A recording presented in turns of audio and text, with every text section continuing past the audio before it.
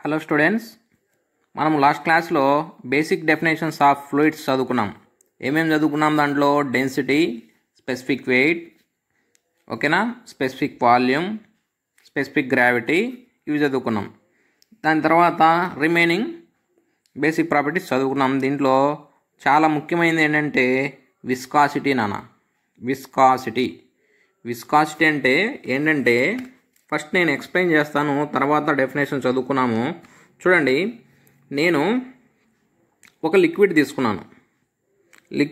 Liquid are fluid, లేదంటే వాటరే తీసుకుందాం, ఓకేనా. వాటర్ అనేది ఏ లిక్విడ్ ఏ ఫ్లూయిడ్ అయినా కూడా ఫ్లో అయ్యేటప్పుడు మనకు తెలియకుండానే మనకు కనిపించదు, లేయర్స్గా మూమెంట్ అనేది జరుగుతుంది నాయన, ఓకేనా. ఈ లేయర్స్గా మూమెంట్ జరిగినప్పుడు ఏమవుతుందంటే ఫస్ట్ చూడండి, బాటంలో ఉన్న లేయర్ ఏం చేస్తుందంటే ఈ పైన ఉన్న లేయర్ని పోకుండా అంటే అది ముందుకు పోకుండా అపోజ్ చేస్తూ ఉంటుంది, ఓకేనా. అదేవిధంగా ఈ పైన ఉన్న లేయర్ కింద ఉన్న లేయర్ని ముందుకు పోకుండా అపోజ్ చేస్తూ ఉంటుంది. అదేవిధంగా దీనిపైన ఉన్న లేయర్స్ ఈ విధంగా ఒక లేయరు ముందుకు వెళ్లకుండా అపోజ్ చేసుకుంటూ ఉంటాయి, ఓకేనా. ఈ అపోజ్ చేసుకున్నప్పుడు ఏమవుతుంది, వాటర్ అనేది ఫ్లూయిడ్ అనేది నిదానంగా కదులుతూ ఉంటుంది. అర్థమైందా? ఈ విధంగా ఒక లేయరు మూమెంట్ని అపోజ్ చేసుకునే ప్రాపర్టీని ఏమంటారంటే విస్కాసిటీ అంటారు, ఓకేనా. చూడండి, ఇప్పుడు డెఫినేషన్ చూడు. Viscosity is defined as the property of fluid which offers resistance to the movement of one layer of fluid over another adjacent layer of the fluid. అంతే కదా నాన్న మనం కూడా చెప్పింది. చూడండి, property of fluid which offers resistance అంటే fluid అనేది resist చేస్తుంది. దేని రెసిస్ట్ చేస్తుంది? Movement of one layer of fluid over another adjacent layer. అంటే ఒక లేయరు దానిపైన లేయర్ని అపోజ్ చేస్తాయన్నమాట, ముందుకు పోకుండా. దాన్నే విస్కాసిటీ అంటాం, ఓకేనా.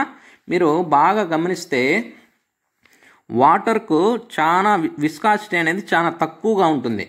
అందుకోసమే మనము ఏ సర్ఫేస్ మీదైనా వాటర్ పోసినామనుకోండి, వాటర్ పోస్తే అది ఈజీగా ఫ్లో అయిపోతూ ఉంటుంది. అదే మీరు ఒక ఆముదం కానీ లేదా తేనె కానీ తీసుకోండి. సపోజ్ తేనె అయితే బెస్ట్ ఎగ్జాంపుల్ నాన్న. తేనెకు విస్కాసిటీ అనేది ఎక్కువ ఉంటుంది. మీరు కావాలంటే ఒక బాటిల్లో ఉన్న తేనెని మీ చేతిలో పోసుకోవాలన్నా తేనె నిదానంగా బాటిల్లో నుంచి వస్తుంది. ఎందుకంటే దానికి విస్కాసిటీ అనేది ఎక్కువ. లేయర్స్ అనేటివి నిదానంగా మూమెంట్ అనేది జరుగుతుంది, ఓకేనా. దానికి హనీకి విస్కాసిటీ ఎక్కువ అనమాట, ఓకేనా. అర్థమైందా? విస్కాసిటీ అంటే ఏంటంటే బేసిక్ డెఫినేషన్ అది. ఒక లేయర్ ఆఫ్ ఫ్లూయిడ్ దాని అడ్జసెంట్ అంటే దాని పక్కన ఉన్న లేయర్ని అపోజ్ చేస్తాయి, దాని మూమెంట్ని అపోజ్ చేస్తాయి. ఆ ప్రాపర్టీనే మనము విస్కాసిటీ అంటాం, ఓకేనా. ఈ విస్కాసిటీ ప్రాపర్టీ డెఫినేషన్ అనేది మనకు అర్థమైంది. కానీ ఆ విస్కాసిటీని మనం ఎలా కనుక్కోవాలి, దాని వాల్యూ ఎంత ఉంటుంది అని కనుక్కోవాలంటే మనకు ఒక ఫార్ములా అనేది కావాలి. ఈ ఫార్ములా కావాలి కదా. ఈ ఫార్ములాని ఎలా కనుక్కుంటామంటే దానికోసం మనం ఏం చేస్తామంటే చూడండి, ఒక స్టేషనరీ పాత్ మీద, స్టేషనరీ అంటే కదలకుండా ఉండే ఒక ఆబ్జెక్ట్ పైన దాన్ని ఏమంటారంటే స్టేషనరీ పాత్ అనుకోండి. స్టేషనరీ పాత్ అంటే మూమెంట్ లేకుండా ఉన్న ఒక రిజిడ్ బాడీ అయినా అనుకోండి. ఈ రిజిడ్ బాడీ మీద నేనేం చేస్తున్నానంటే వాటర్ అనేదాన్ని పంపిస్తున్నా. వాటర్ ఆర్ ఫ్లూయిడ్, ఏదో ఒక ఫ్లూయిడ్ని పంపిస్తున్నా అనుకోండి, ఈ డైరెక్షన్లో పంపిస్తున్నా. చూడండి నాన్న, ఇక్కడ పంపించినప్పుడు ఏమవుతుందంటే ఈ వాటర్ అనేది దీని వెలాసిటీ ప్రొఫైల్ ఎలా ఉంటుందంటే, వెలాసిటీ ప్రొఫైల్ అంటే ఏంటంటే నాన్న, ఇది ఈ స్టేషనరీ పాత్ అన్నాం కదా, ఈ స్టేషనరీ పాత్ బాటం నుంచి టాప్ సర్ఫేస్ వరకు ఏ విధంగా మూమెంట్ ఉంది అని తెలిపేదాన్ని వెలాసిటీ ప్రొఫైల్ అంటారు. అంటే బాటమ్ ఈ ఈ స్టేషనరీ పాత్ బాటమ్ నుంచి టాప్ వరకు ఎంత వెలాసిటీతో వెళ్తూ ఉంది ఆర్ ఏ విధంగా వెళ్తూ ఉంది అని తెలిపేదాన్ని వెలాసిటీ ప్రొఫైల్ అంటాం. ఓకేనా? జనరల్గా ఏమవుతుందంటే స్టేషనరీ పాత్ మీద స్టార్టింగ్లో ఎక్కడైతే మనకు బాటమ్ లేయర్ యొక్క ఫ్లూయిడ్ యొక్క బాటమ్ లేయర్ టచ్ అవుతుందో అక్కడ ఎప్పుడు కూడా వెలాసిటీ అనేది 0 ఉంటుంది నాన్న. ఓకే, 0 ఉంటుంది. తర్వాత ఈ స్టేషనరీ ఆబ్జెక్ట్కు పైకి వెళ్తూ ఉండే కొద్దీ దీని వెలాసిటీ అనేది పెరుగుతూ వెళ్తుంది. ఓకేనా? పెరుగుతూ వెళ్తుంది. మీరు దీన్ని బాగా గమనించాలంటే చూడండి. సపోజ్ మీకు ఎలా చెప్పాలంటే ఈ బాటమ్ లేయర్లో ఉన్న ఫ్లూయిడ్ యొక్క ఎనర్జీని మొత్తము ఈ స్టేషనరీ అంటే కదలకుండా ఉండే ఆబ్జెక్ట్ అని చెప్పాం కదా, ఈ కదలకుండా ఉండే స్టేషనరీ ఆబ్జెక్ట్ అనేది తీసేసుకుంటుంది. బాటమ్ లేయర్లో ఉన్న వాటర్ ఫ్లూయిడ్ యొక్క ఎనర్జీ మొత్తం ఇది తీసేసుకుంటుంది. కాబట్టి ఇక్కడ వెలాసిటీ అనేది 0 ఉంటుంది. ఓకేనా? దీనికి దూరంగా వెళ్ళే కొద్దీ దీని వెలాసిటీ అనేది పెరుగుతుంది. మీకు బాగా అర్థం అవ్వాలంటే మీరు ఒక ఫైర్ వేయండి, అంటే ఒక మంట పెట్టండి. ఏదన్నా మంట పెట్టేసి మీరు మంట దగ్గర నిలబడుకున్నారనుకోండి, మీకు బాగా చికాకుగా ఉంటుంది. అంటే ఆ హీట్ వల్ల మీరు ఆ హీట్ని తట్టుకోలేక మీ స్కిన్ అనేది మంట పుడుతూ ఉంటుంది. ఓకేనా? అదే ఈ ఫైర్కు కొద్దిగా దూరం వెళ్ళే కొద్దీ మీకు బాగా హ్యాపీగా ఉంటుంది. ఎందుకంటే ఆ హీట్ అనేది మీరు దూరం వెళ్ళే కొద్దీ దీని ఇంటెన్సిటీ అనేది మీ మీద తగ్గిపోతూ ఉంటుంది. అర్థమైందా? అదే విధంగానే ఈ ఫ్లూయిడ్స్ అనేటివి ఈ ఫ్లూయిడ్ అనేది ఈ స్టేషనరీ ఆబ్జెక్ట్కు దూరంగా వెళ్ళే కొద్దీ ఈ ఫ్లూయిడ్ యొక్క ఎనర్జీ అనేది పెరుగుతూ పోతుంది. తద్వారా వెలాసిటీ అనేది ఇంక్రీజ్ అవుతూ పోతుంది నాన్న. ఓకేనా? చూడండి, ఫస్ట్ స్టార్టింగ్లో 0 ఉంటుంది. వెళ్ళంగా దాన్ని ఏమవుతుందంటే దాని వెలాసిటీ అనేది పెరుగుతూ వెళ్తుంది. ఓకేనా? మనము ఇదంతా ఎందుకు తెలుసుకుంటున్నాము? మనము విస్కాసిటీ అనేది కనుక్కోవడానికి ఒక ఫార్ములా డిరైవ్ చేయడానికి ఈ విధంగా ఒక ఫ్లూయిడ్ యొక్క వెలాసిటీ ప్రొఫైల్ని తీసుకున్నాం. ఓకేనా? ఈ వెలాసిటీ ప్రొఫైల్లో నేనేం చేశానంటే 2 లేయర్స్ తీసుకున్నాను అన్న. ఇక్కడ ఒక లేయర్ తీసుకున్నాను, నెక్స్ట్ దీనిపైన ఒక లేయర్ తీసుకున్నాను. ఈ బాటమ్ లేయర్ అనేది U అనే వెలాసిటీతో వెళ్తుంది అని తీసుకున్నాను. ఓకే, మనం X డైరెక్షన్లో వెలాసిటీస్ తీసుకున్నాము, Y డైరెక్షన్లో దూరం తీసుకున్నాం నాన్న. ఓకేనా? 2 లేయర్స్ తీసుకున్నాను. బాటమ్ లేయరు U అనే వెలాసిటీతో వెళ్తుంది, top layer U plus DU అనే వెలాసిటీతో వెళ్తుంది. ఓకే, మనం పోయే కొద్దీ వెలాసిటీ పెరుగుతుందని చెప్పినాం కదా, కాబట్టి U ప్లస్ DU వెలాసిటీతో వెళ్తూ ఉంది. ఈ రెండింటికి మధ్య దూరం ఏమనుకున్నానంటే dy అనుకున్నాను. Okay, dy. ఓకే, చూడండి, ఈ రెండిటి యొక్క డిఫరెన్స్ ఎంత? ఈ రెండిటి యొక్క డిఫరెన్స్ du. ఓకేనా? du అంటే బాటమ్ లేయర్కు టాప్ లేయర్కు మధ్య తేడా ఎంత ఉంది? du ఉంది. అంటే du అనే వెలాసిటీ ఉంది. ఓకేనా? రెండింటి మధ్య దూరం ఎంత ఉంది? dy అనే దూరం ఉంది. చూడన్నా, ఈ బాటమ్ లేయర్లో U అనే వెలాసిటీ ఉంది, టాప్ లేయర్లో U ప్లస్ DU అనే వెలాసిటీ ఉంది. అంటే దీంతో కంపేర్ చేస్తే దీని వెలాసిటీ అనేది ఇంత చేంజ్ ఉంది. ఓకేనా? దీన్ని ఏమంటావు అంటే రిలేటివ్ వెలాసిటీ అంటాం. అంటే దీంతో కంపేర్ చేసినప్పుడు ఇది ఎంత వెలాసిటీ ఉంది అనే తెలిపేదాన్ని రిలేటివ్ వెలాసిటీ అంటారు. ఓకేనా? ఈ రిలేటివ్ వెలాసిటీ వల్ల మరియు ఈ ఫ్లూయిడ్కున్న విస్కాసిటీ నేచర్ వల్ల ఏమవుతుందంటే ఈ లేయర్ వచ్చి లేయర్ పైన బాటమ్ లేయర్ వచ్చి టాప్ లేయర్ పైన షియర్ స్ట్రెస్ అనేది డెవలప్ చేస్తుంది నాన్న. అలాగే టాప్ లేయర్ అనేది బాటమ్ లేయర్ మీద షియర్ స్ట్రెస్ అనేది డెవలప్ చేస్తుంది. ఓకేనా? చూడండి, when 2 layers of fluid a distance dy apart, 2 layers of fluid అంటే బాటమ్ లేయరు టాప్ లేయర్ దీని ఎంత దూరంలో ఉన్నాయి? dy అనే దూరంలో ఉన్నాయి. Okay, apart move one over other at different velocities say u and u plus du. అంటే bottom layer top layer dy అనే దూరం మధ్యలో dy అనే దూరంలో ఉన్నాయి. బాటమ్ లేయర్ యొక్క వెలాసిటీ u, టాప్ లేయర్ యొక్క వెలాసిటీ u ప్లస్ du. ఓకేనా? The viscosity together with relative velocity అంటే ఈ ఫ్లూయిడ్కి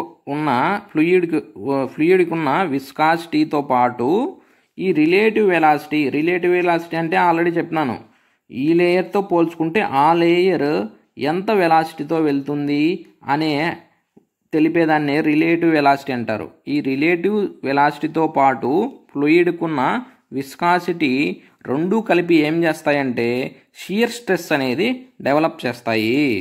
the viscosity together with relative velocity causes A shear stress acting between the fluid layers. ఓకేనా? The top layer causes a shear stress on the adjacent lower layer while the lower layer causes a shear stress on the adjacent top layer. అర్థమైందా? అంటే ఈ bottom layer అనేది top layer పైన shear స్ట్రెస్ని develop చేస్తుంది, top layer అనేది bottom layer పైన shear stress అనేది డెవలప్ చేస్తుంది. ఓకేనా? ఈ షియర్ స్ట్రెస్ అనేది ఎలా ఉంటుంది అంటే ఈ షియర్ స్ట్రెస్ అనేది this shear stress is proportional to the rate of change of velocity with respect to y. అంటే దీని అర్థం ఏంటంటే చూడండి నాన్న, మనము y అంటే ఇదే కదా దూరం, మనము ఈ సర్ఫేస్ నుంచి దూరం వెళ్ళే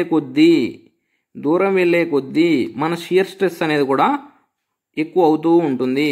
ఎందుకంటే వెలాసిటీ ఎక్కువ అవుతుంది కాబట్టి షియర్ స్ట్రెస్ కూడా ఎక్కువ అవుతుంది. అంటే ఇది పెరిగితే అది కూడా పెరుగుతుంది. కాబట్టి దీన్ని ఏమంటామంటే షియర్ స్ట్రెస్ అనేది directly proportion to rate of change of velocity with respect to y. అంటే y అనే దూరం నుంచి అంటే 0 నుంచి మనం పైకి వెళ్ళే కొద్దీ మన వెలాసిటీ అనేది పెరుగుతూ ఉంటుంది. దాన్నే మనం ఏమన్నామంటే వెలాసిటీ గ్రేడియంట్ అంటాం నాన్న. వెలాసిటీ గ్రేడియంట్, దాన్నే మనము వెలాసిటీ గ్రేడియంట్ అంటాం. ఓకే, 0 నుంచి బాటమ్ నుంచి మనం పైకి వెళ్ళే కొద్దీ మన వెలాసిటీ అనేది పెరుగుతూ ఉంటుంది. వెలాసిటీ పెరిగిందనుకో ఆటోమేటిక్గా షియర్ స్ట్రెస్ అనేది పెరుగుతూ ఉంటుంది. ఓకేనా? ఒక లేయర్ మీద షియర్ స్ట్రెస్ అనేది పెరుగుతూ ఉంటుంది. అంటే ఇది ఒక క్వాంటిటీ పెరిగినప్పుడు ఇంకో క్వాంటిటీ పెరిగిందనుకో అప్పుడు మనం ఏం చెప్తాము? డైరెక్ట్లీ ప్రపోర్షనల్ అంటాం. అదే ఒక క్వాంటిటీ పెరిగినప్పుడు ఇంకో క్వాంటిటీ తగ్గిందనుకో అప్పుడు మనం ఏం చెప్తామంటే ఇండైరెక్ట్లీ ప్రపోర్షన్ అంటాం. కానీ ఇక్కడ మనకు షియర్ స్ట్రెస్ అనేది proportional to rate of change of velocity with respect to y. అంటే వెలాసిటీలో చేంజ్ అనేది వచ్చే కొద్దీ మనకు షియర్ స్ట్రెస్ అనేది పెరుగుతూ ఉంటుంది. అంటే ఇది పెరిగితే అది పెరుగుతుంది, ఇది తగ్గితే అది కూడా తగ్గుతుంది అనేది దాని అర్థం. ఓకేనా? దీన్ని ఈ షియర్ స్ట్రెస్ని దేంతో డినోట్ చేస్తారంటే టౌ అనే లెటర్తో డినోట్ చేస్తారు నాన్న. ఇది ఆల్రెడీ మనకు మెకానిక్స్ ఆఫ్ సాలిడ్స్ సాలిడ్ మెకానిక్స్లో వచ్చి ఉంటుంది. షియర్ స్ట్రెస్ అంటే షియర్ ఫోర్స్ బై ఏరియా. ఓకేనా? షియర్ ఫోర్స్ బై ఏరియా, దీన్ని టౌతో డినోట్ చేస్తారు. ఓకే, దీన్ని బట్టి మనం ఏం రాసుకోవచ్చు చూడండి. ఏం చెప్పినారు ఇక్కడ? షియర్ స్ట్రెస్ అనేది ప్రపోర్షనల్గా ఉంటుంది అని రాసినారు. దేనికి? Rate of change of velocity. అంటే దూరం పెరిగే కొద్దీ వెలాసిటీలో కూడా చేంజ్ వస్తుంది. చూడండి, dy అంటే డిస్టెన్స్ ఏనా, అంటే డిస్టెన్స్లో చేంజ్ వచ్చే కొద్దీ వెలాసిటీలో కూడా చేంజ్ వస్తుంది. ఓకేనా? ఈ విధంగా వచ్చేదాన్ని, ఈ విధంగా వచ్చిన క్వాంటిటీ అనేది షియర్ స్ట్రెస్కి ప్రపోర్షనల్గా ఉంటుంది. ఇది దీని అర్థం. ఈ ఈక్వేషన్ యొక్క అర్థం ఏంటంటే shear stress is directly proportion to velocity, rate of change of velocity with respect to y అంటే డిస్టెన్స్లో చేంజ్ వచ్చే కొద్దీ వెలాసిటీలో చేంజ్ వస్తుంది. ఓకేనా. ఈ ప్రపోర్షనాలిటీ లిమిట్ని మనం తీసేయడానికి ఏం చేస్తామంటే మనము ఈ వాల్యూని ఒక కాన్స్టెంట్తో మల్టిప్లై చేసుకుంటాం నాన్న. కాన్స్టెంట్తో మల్టిప్లై చేసుకుంటాం. ఆ కాన్స్టెంట్ని ఏమంటారంటే మ్యూ అంటారు. మ్యూ. ఓకే. మ్యూ అనే కాన్స్టెంట్తో మల్టిప్లై చేసేసుకొని మనము షియర్ స్ట్రెస్ని దీన్ని ఈక్వల్ చేసుకుంటాం. ఇది పెరిగితే అది పెరుగుతుంది అన్నాం, కానీ ఎంత పెరుగుతుంది అనేది తెలియదు మనకు. ఓకేనా. ఎంత పెరుగుతుందంటే ఇన్ని టైమ్స్ పెరుగుతుంది అని అర్థం. మ్యూ టైమ్స్ ఇది పెరుగుతుంది అని దాని అర్థం. ఓకేనా. ఎంత పెరుగుతుందని తెలియదు కాబట్టి మనము ఈజ్ ఈక్వల్ టు చేసుకోవడానికి మ్యూ అనే కాన్స్టెంట్ని మల్టిప్లై చేస్తాం. ఈ మ్యూనే ఏమంటారంటే నాన్న coefficient of dynamic viscosity or directly viscosity. అంటే మనము ఇప్పటి వరకు చదువుకున్నాం కదా విస్కాసిటీ. ఈ విస్కాసిటీ అంటే ఏంటంటే ఈ మ్యూయేనా, ఈ మ్యూ వాల్యూనే విస్కాసిటీ అంటాం. Okay. Where mu is the constant of proportionality and is known as the coefficient of dynamic viscosity. Coefficient of dynamic viscosity or only viscosity. అర్థమైందా. అంటే ఈ ఫార్ములాలో మ్యూని విస్కాసిటీ అంటాము. du/dyని ఏమంటామంటే వెలాసిటీ గ్రేడియంట్ అంటాము ఆర్ షియర్ స్ట్రెయిన్ అంటాం. Shear strain or shear deformation. du/dyని షియర్ స్ట్రెయిన్ అంటాము. ఓకేనా. ఇక్కడ చూడండి, నాకు ఈ ఫార్ములా ఉంది. Shear stress is equal to mu into du/dy. నాకు మ్యూ కావాలి. మనం కనుక్కునేదే మ్యూ కోసం మనం ఇదంతా చేస్తూ ఉన్నాం. అంటే విస్కాసిటీ కనుక్కోవడానికి చేస్తున్నాం. ఈ మ్యూ కావాలి కాబట్టి దీన్ని మనము ఇటు సైడ్కి పంపించేద్దాం. అప్పుడు ఏమవుతుంది, mu is equal to τ/du/dy. Mu is equal to τ/du/dy. ఓకేనా. This is very very important. Okay. మనకు జనరల్గా వాటర్కి విస్కాసిటీ ఎంత ఉంటుంది అంటే 0.01 పాయిస్ ఉంటుంది నాన్న. 0.01 పాయిస్. ఈ పాయిస్ అంటే ఏంటంటే ఈ పాయిస్ అనేది విస్కాసిటీకి యూనిట్ నాన్న. విస్కాసిటీకి యూనిట్. సిజిఎస్ సిస్టంలో పాయిస్ అనేది విస్కాసిటీకి యూనిట్. ఓకేనా. ఇప్పుడు చూడండి, ఈ ఫార్ములా బేస్ చేసుకొని మనం విస్కాసిటీని ఇంకో విధంగా కూడా డిఫైన్ చేయొచ్చు. ఎలా డిఫైన్ చేయొచ్చు? The viscosity is also defined as shear stress required to produce unit rate of shear strain. ఈ టర్మ్ని ఏమన్నాము? du/dyని ఏమన్నాము? షియర్ స్ట్రెయిన్ అన్నాం. ఓకేనా. Shear strain. 1 unit of shear strain produce చేయడానికి ఎంత షియర్ స్ట్రెస్ అవసరమో దాన్నే విస్కాసిటీ అంటాం. ఓకేనా. ఈ ఫార్ములా బేస్ చేసుకొని ఈ విధంగా అయినా డెఫినేషన్ రాయొచ్చు, లేదా మనము ఫస్ట్ ఎక్స్ప్లెయిన్ చేసుకున్నట్టు ఈ డెఫినేషన్ అయినా రాయొచ్చు. ఓకే. ఇప్పుడు విస్కాసిటీకి యూనిట్స్ ఏంటంటే సిజిఎస్ సిస్టంలో dyne second per centimetre square. ఈ మొత్తాన్ని ఏమంటామంటే పాయిస్ అంటాం. ఓకే. ఇంతకుముందు చెప్పినట్టు పాయిస్. ఓకే. వాటర్కు విస్కాసిటీ ఎంతంటే 0.01 పాయిస్ అన్నమాట. ఇది కాన్స్టాంట్ వాల్యూ. ఇది మీరు గుర్తుపెట్టుకోవాలి. మనకు ప్రాబ్లమ్స్ చేసేటప్పుడు ఇచ్చినా ఇవ్వకపోయినా ఇది గుర్తుపెట్టుకోవాలి. ఓకే. అదేవిధంగా ఎస్ఐ యూనిట్స్ ఏంటంటే ఎస్ఐ సిస్టంలో newton second per metre square. Newton second per metre square. Dyne CG system, newton SI system. Second centimetre square SI సిస్టంలో మీటర్ స్క్వేర్ అవుతుంది. ఇక్కడ చూడండి, ఈ న్యూటన్ పర్ మీటర్ స్క్వేర్ని ఏమంటామంటే పాస్కల్ అంటాం. న్యూటన్ పర్ మీటర్ స్క్వేర్ని పాస్కల్ అంటాం. పాస్కల్ అంటే న్యూటన్ పర్ మీటర్ స్క్వేర్. మనం డైరెక్ట్గా ఏం చెప్తాము, ఈ newton per metre square pascal, remaining ఏముంది సెకండ్, పాస్కల్ సెకండ్ అంటాం. Okay, pascal second. ఇది నాన్న విస్కాసిటీ అంటే ఇది. మీకు ఏదన్నా డౌట్ ఉంటే కామెంట్ చేయండి. ఓకేనా. Next kinematic viscosity. Kinematic viscosity అంటే ఏంటంటే డైనమిక్ విస్కాసిటీని డెన్సిటీతో డివైడ్ చేస్తే వచ్చేదాన్నే కైనమాటిక్ విస్కాసిటీ అంటాం. ఓకేనా. It is defined as the ratio between the dynamic viscosity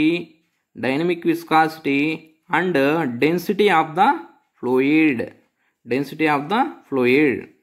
it is denoted by symbol new. దీన్ని న్యూ అంటారు నాన్న. ఓకేనా. అంటే డైనమిక్ విస్కాసిటీని మనం డైరెక్ట్ సింపుల్గా ఏమనొచ్చు, విస్కాసిటీ అనొచ్చు. ఓకేనా, విస్కాసిటీ అనొచ్చు. ఈ విస్కాసిటీ సింబల్ ఏంది, మ్యూ. ఓకే, డెన్సిటీకి సింబల్ ఏంది, రో. అంటే న్యూకు ఫార్ములా ఏంది, new is equal to mu by rho. గుర్తుపెట్టుకోండి నాన్న, new is equal to mu by rho. అంటే కైనమాటిక్ విస్కాసిటీ అంటే ఏంటంటే విస్కాసిటీ డివైడెడ్ బై డెన్సిటీ. విస్కాసిటీని మ్యూతో చూపిస్తాము, డెన్సిటీని రోతో చూపిస్తాము. దీనికి యూనిట్స్ ఏమవుతాయంటే సీజీఎస్ సిస్టంలో అయితే సెంటీమీటర్ స్క్వేర్ పర్ సెకండ్ దీని యూనిట్స్. దేని యూనిట్స్, కైనమాటిక్ విస్కాసిటీ యొక్క యూనిట్స్. ఈ సెంటీమీటర్ స్క్వేర్ పర్ సెకండ్ ఏమంటామంటే స్టోక్ అంటాం. స్టోక్ మనకు ప్రాబ్లంలో డైరెక్ట్ స్టోక్స్లో కనుక్కోండి అని అడగచ్చు. ఓకేనా. అదేవిధంగా ఎస్ఐ యూనిట్స్లో అయితే మీటర్ స్క్వేర్ పర్ సెకండ్. ఇక్కడ చూడండి, మనం స్టోక్ అనేది సెంటీమీటర్ స్క్వేర్ పర్ సెకండ్లో ఉంది. అదే మీటర్ స్క్వేర్ పర్ సెకండ్లో రాయాలంటే దాని వాల్యూ ఎంత అవుతుందంటే 10 పవర్ మైనస్ 4. ఓకేనా. ఇంకోటి గుర్తుపెట్టుకోవాల్సింది సెంటీ స్టోక్స్. ఇది మనకు ప్రాబ్లంలో ఒక్కోసారి న్యూ వాల్యూ ఇస్తాడు, రో వాల్యూ ఆల్రెడీ మనకు తెలుసు వాటర్కి 1000. అప్పుడు డైరెక్ట్గా మనకు విస్కాసిటీ కనుక్కోమంటారు. ఓకేనా. అప్పుడు ఏమవుతుందంటే ఇక్కడ న్యూ అనేది సెంటీ స్టోక్స్లో ఇవ్వచ్చు.